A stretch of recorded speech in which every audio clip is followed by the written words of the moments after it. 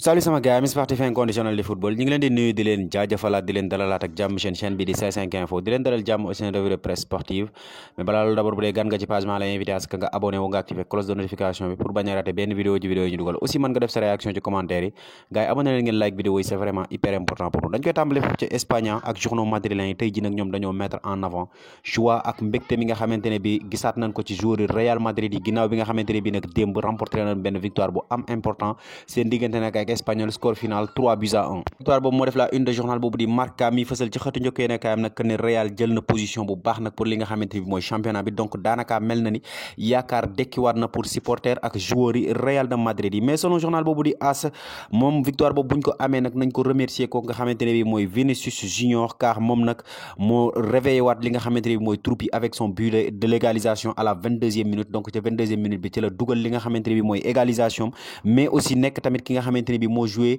rôle bu am importance ci li nga xamante mooy victoire u Real Madrid yi ba may leen nag li nga xamante ni mooy 3 points benn 3 points bu précieux nag buy war a tax nag ñuy garder li nga xamante ni mooy espoir avant que nag Barça di football tey parce que instant bi ñu toll kat le Real est à 6 points moo dox diggante Real ak Barça donc en cas de défaite tey ji bu Barça amee li nga xamante ni mooy défaite contre équipe boobu nga xamante ni bi nag mooy Atlético de Bilbao Real Madrid day daal di nekk à 6 points de lui avant que nag semaine prochaine ñuy attaquer li nga xamante ni bi mooy classico bi waaye loolu kat bëgg-bëggu Real la wala boog li nga xamante ni bi loolu la Real yaakaar ne war na mën a nekk la du côté de l'FC Barcelone moom ñoom ñi ngi yaakaar bu baax a baax am ay ndam mais aussi garder li nga xamante ne bi mooy avance bi nekk seen diggante ak ñooñu di waa Real de Madrid au moins ba ñu yegg ca li nga xamante ne bi mooy classico bi war a am nag pour les semaines à venir lu ma waral kat journal boobu di sport muy nag benn journal pro catalan nag fësal ci xëtu njëkk yoone kaayam kooku di Robert Lewandowski comme pour dire que ne nag ci moom la ñu yaakaar tey ji nag face à équipe boobu di Bilbao pour nag bañ a jox yaakaar bu ëpp ñooñu nga xamante ne bi ñooy waa Real Madrid ci championnat bi nga xamante ne bi ni moom rek moo leen dese selon journal bi nag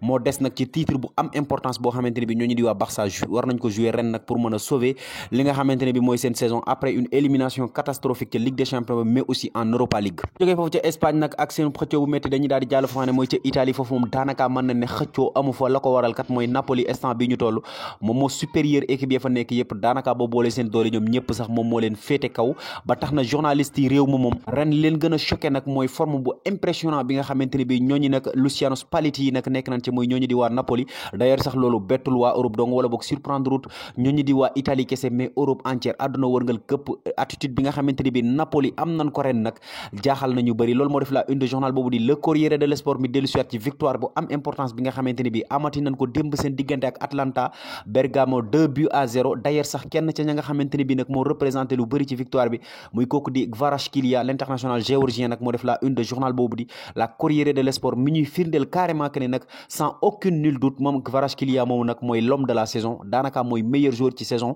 bu Italie jamono ji ñu toll journal boobu di la Gazzetta dello Sport tamit xëyee na ko ci xëtu njëkk yéene kaam comme pour dire que ne nag moom mooy l'homme de la saison wala boog le meilleur joueur de la saison mais aussi dellu si na ci victoire bi en rappelant que ne nag ñooñu nga xamante ne bi ñooñu Spalletti yi kat ñoom devancé nañ instant bi ñu toll wala creuser nañ écart bi entre ñoom nag ak seen dauphin yooyu di Inter Milan de 18 points désormais première Serie A ak deuxième Serie A 18 points moo leen séparé muy nag écart bi gën a gudd nag ci 5 grands championnats yi parce que nag il faut avouer que nag ren championnat yëpp a métti excepté championnat bu Italie bi nga xamante ne bi ñooñu di waa Napoli ñoo ko diriger nag depuis ba saison ba tàmbalee ak léegi bu ñu jógee foofu ca Napoli nag wala foofu ca Italie sax dañuy daal di jàll fa ne mooy ca Allemagne ak ñooñu nga xamante ne bi mooy nag ñooñu Julian Nagelsmann yi après une élimination wala boog après bi ñu éliminé ñooñu di waa Paris Saint-Germain ñoom kat seen doole waneeti nañ ko ci seen championnat ba muy nag Bundesliga démb nag doon nañ daja équipe boobu di Augsbourg nag wane nañ fa seen doole bu baax a baax malgré que ne nag encaissé nañ benn but très tôt maanaam daal ñoom ñoo njëkk a encaissé but mais nag ca match ba daal ñoom waneeti nañ fa seen doole score final ba nekk 5-3 waaye ba tey nag journal boobu di Bild moom ma ngay inquiété wu bu baax ca défense ba ndax kat défense ba la muy jël moom bëri na torop ndax match bu mel ni match démb ba journal bi mënut a concevoir équipe bi di jël luy toll ci 3 bi mu xamle carrément que ne en Ligue des Champions nag wala boog ci haut niveau bu jëlee but yu mel noonu nag wala boog but yu toll noonu mën na ko coûter cher mais tamit même bu fekkee jël na ay but ca défense ba moom ñoom défenseurs yi moom démb wane nañ seen bopp bu baax a baax ndax kat daanaka but ya Bayern na gagné ñoom défenseurs yi ñoo ko dugal et notamment nag kan ca gën a souligner muy kooku di Benjamin Pavard comme ni ngeen koy gisee ci page intérieure journal boobu di Bild moom moomu di Benjamin Pavard moom dugal na première doublem ca championnat bu allemand ba depuis ba nga xamante ne bi nekk na fa ak léegi moom moomu di Benjamin Pavard nag pour rappel ñoom ñi ngi koy associé ak ay rumeur de départ bu saison bi jeexee waaye moom génnoon na ca fan yële ñu génn nag préciser carrément que ne dafa bëgg a des foofu nga xamante ne bi mooy ca Bayern Munich tey ji nag journal boobu di Kickers fësal na ay waxi kooku di Hasan Salihamidzic ma nga xam ne moo nekk directeur sportif bu ñooñu di waa Bayern Munich mais aussi entraîneur ba muy Julian Nagelsmann ñoom ñaar ñëpp nag seen i kàddu benn la ñoom dañu bëgg a garder kooku nga xamante ne bi mooy Benjamin Pavard donc nag on peut conclure que ne Benjamin Pavard boo moytuwul du jógee foofu ca Bayern ci saison bi kon ku ko doon xaar ci sa club boo moytuwul da nga xaaddi jógee foofu ca Allemagne dañuy daal di jàll ba fa ne mooy ca France ak équipe boobu di Paris Saint-Germain moom gagnéti na démb waaye nag gagné na dans la douleur gagné na ci njàqare gagné na ci métti du métti grâce à kooku di Kylian Mbappé encore une fois ci li nga xamante ne bi mooy ultime minute yi donc moom Kylian Mbappé moomu tamit moo sauvé ti ñooñu di waa Paris Saint-Germain waaye victoire boobu nag def na la une de journal boobu di Le Figaro moom Le Figaro nag ma ngi ñuy xamal carrément que ne Paris Saint-Germain bi kat jot nañu jóg nag def ab taxaw seetlu jot na nag ñu jóg changer li nga xamante ne bi noonu la mbir yi di demee ndax kat mënuñoo dëkk ci tout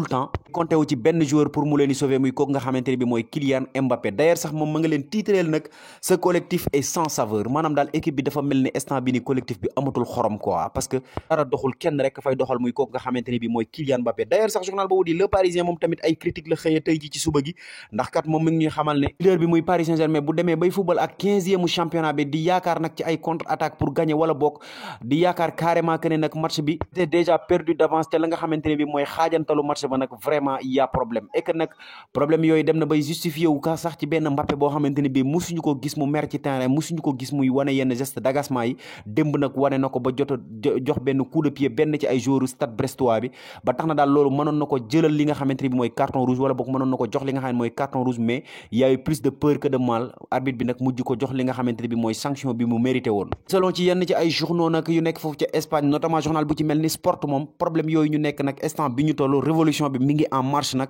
car dirigeants yi nag am nañ benn objectif nag boo xamante ne bi mën nañ ko qualifier d'objectif impossible même wala boog un objectif folle mais quand même nag objectif la boo xamante ne bi bokk na ci seen i priorité muy lan nag recruter kooku nga xamante ne bi nag mooy Erling Haaland même bu fekkee nag jàll nañ ba ci journal boobu di RMC Sport wala boog site internet boobu di RMC Sport mais xam le nag que ne nag jënd kooku di Erling Haaland pour ñooñu di waa Paris Saint-Germain moom dana jafe loolu la ko waral nag mooy ñooñu di waa Manchester City moom probablement duñu nangoo bàyyi seen star boobu muy dem après seulement une année wala boog après benn at ba mu fa def duñ nangoo bàyyi muy dem mais tamit firndeel na ci suuf que ne nag Paris pare na pour fay nag clause libératoire am bi nga xamante ne bi bu saison bi jeexee dafay toll ci 200 millions d'euros imaginez même que kooku di Erling Haaland bëgg a jóge foo nga xam mooy ca Manchester City il va falloir faire la concurrence ak équipe boobu di Real de Madrid bi nga xamante ne bi moom tamit Haaland dafa bokk ci ay plan sauf que si bu fekkee ñu di waa Paris Saint-Germain pare nañ pour bàyyi kooku di Kylian Mbappé mu dem Real de Madrid chose boo xamante ne bii ne peut-être mën na ne du loo xamante ne bi xel mën na ko nangu wala bokk danañ yaakaar ne ñooñu waa Paris danañ céder à kooku di